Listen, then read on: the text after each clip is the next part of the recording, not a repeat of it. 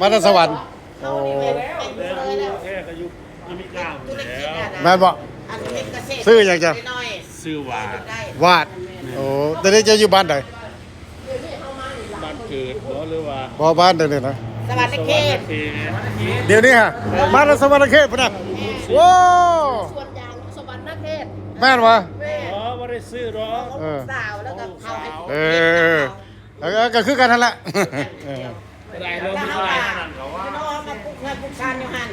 เข้าใจเด้อเข้าใจเด้อ มาร้องไงร้อง ลองกับผมพิมพ์หลักแล้ว เขาจะทำ ไปร้านที่ห้างก็ไปถ่ายมาเด้อซื้ออย่างละซื้อโป่งเขาซื้อสอนเด้อลองก่อนซื้อว่า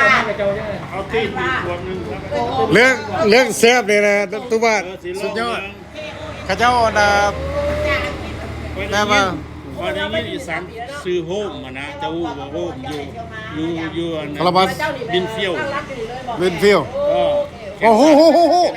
ค่อยก็ไปขายเครื่องใกล้หลังๆเราหน่อย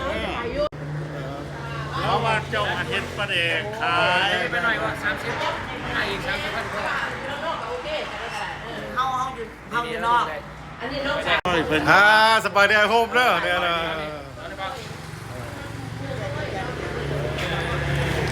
ขอบใจเด้อที่อุดหนุนไปฮอตสวรรค์เขตก็โฆษณาซอยนะ เมื่อนาสีมา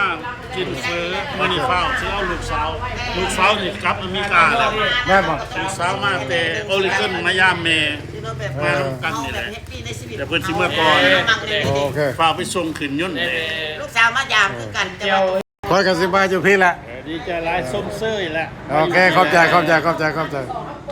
หักแพงกันเด้อ เพลงกันมีหยังแหละจังหวะกันเนาะ โอเค โทรหากันก็ได้ โอเค Wait, you going to concert?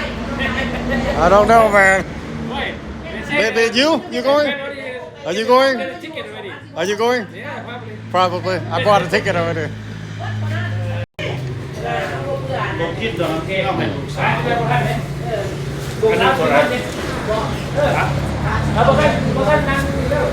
เธอได้กับ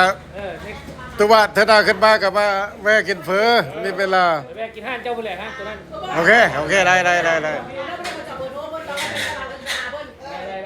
พวกกระไปรถโอเคกูเนาะตัวหลายมันเป็นส่วนมันทำงานไม่ได้สิ่งใดเพราะว่าจะได้พวกคนถึง โอ้กระเจ้าสิเฮ็ดหยังใส่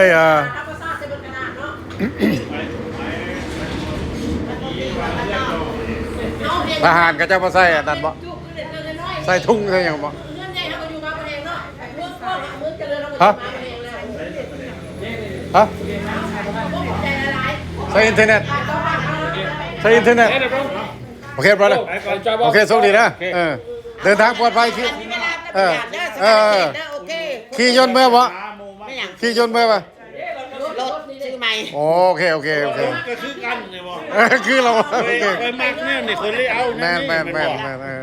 อยขี่กระบะ เอาเขี้ยวขึ้นบ้านแล้วมากินเฟอเถอะนะ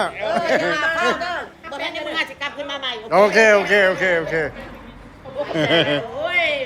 ไปบอสอันนี้เดือนสองปีนึงมาเดือนหนึ่งอยู่ปี4-5 เดือนแล้วกันงามกลับมา โอ้ยคือกันดี เช็ดที่น้ำมันจะหนาเลย ก่อนพุ่นละโดนพุ่นละสิได้เมืองขึ้นเฮาแต่หลัง โอเค เอาเดินทางปลอดภัยเด้อขอบใจที่อุดหนุน